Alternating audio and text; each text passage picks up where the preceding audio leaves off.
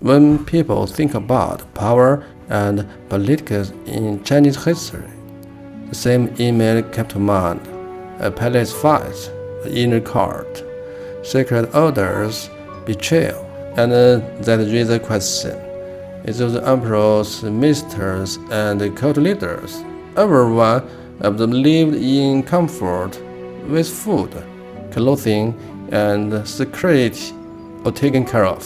Were they plotting against each other just because they had too much time on their hands? Or was that actually the most important thing they did every day? Today, we'll look at 3 stories from history to try to answer that question. Let's start with Zhao Gao. He was the most trusted eunuch by the side of Emperor Qin Shi Huang.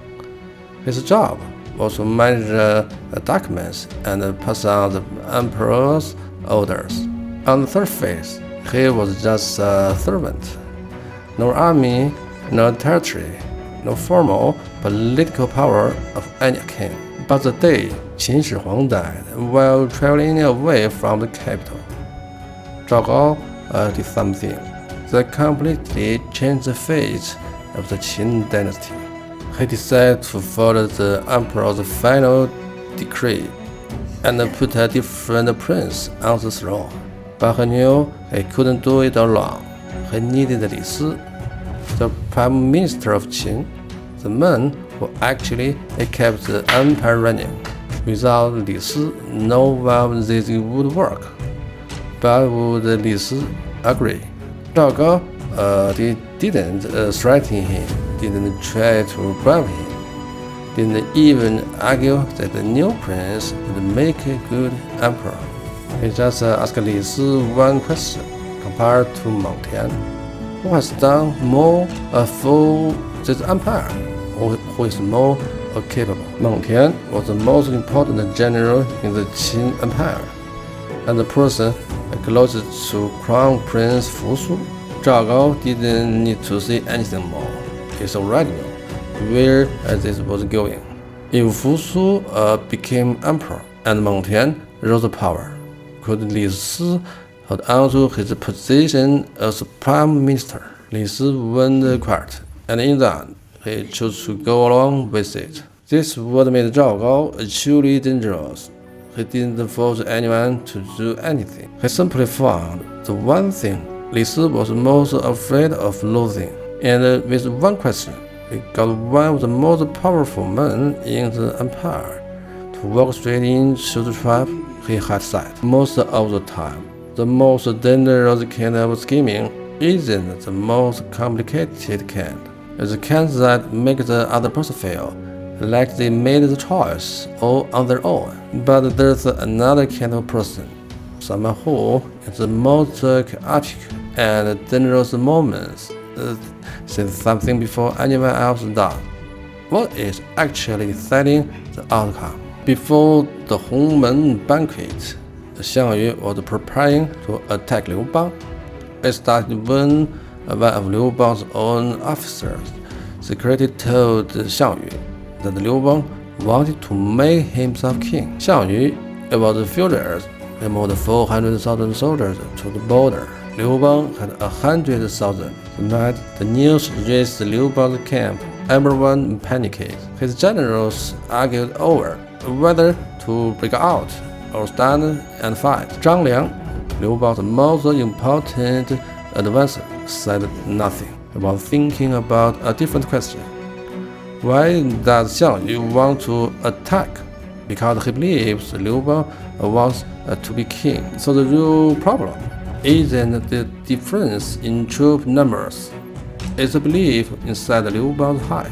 But if Liu Bang tried to explain himself directly, Xiang Yu would only grow more suspicious. So Zhang Liang thought of someone, Xiang Bo, Xiang Yu's uncle, a man of great standing inside the Chu army. He was also an old friend. Life Zhang Liang had once seen. That same night, Zhang Liang arranged a secret meeting with Xiang Bo. First, they caught up as old friends. Then Zhang Liang made his point. Liu Bang had always been Xiang Yu's ally.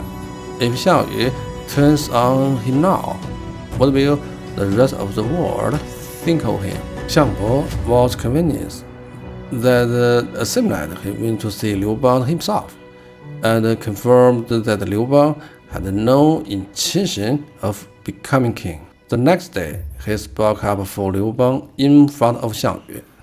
At the Hongmen Banquet, Xiang Yu held back.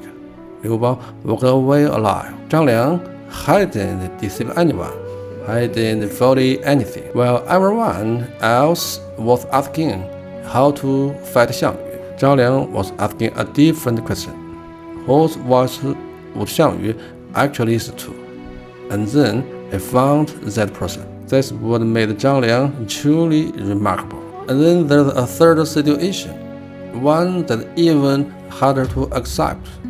It wanted nothing to do with any of this, but it kept looking for you anyway. Yue Fei was probably one of the greatest generals in Chinese history. Police wanted to be involved in politics. He just wanted to fight and take back the lost territories. He didn't build factions, didn't work on cult relationships, didn't make any political moves at all. He believed that as long as he acted with integrity and kept winning battle, he could stall out of all the scheming. But he was wrong. Emperors being suspicious of their generals was a long-standing tradition in the Song dynasty. Qin Hui was pushing for a peace deal and needed someone to back him up. He also needed someone to serve as a warning to others. And the balance of power inside the court needed somewhere to go.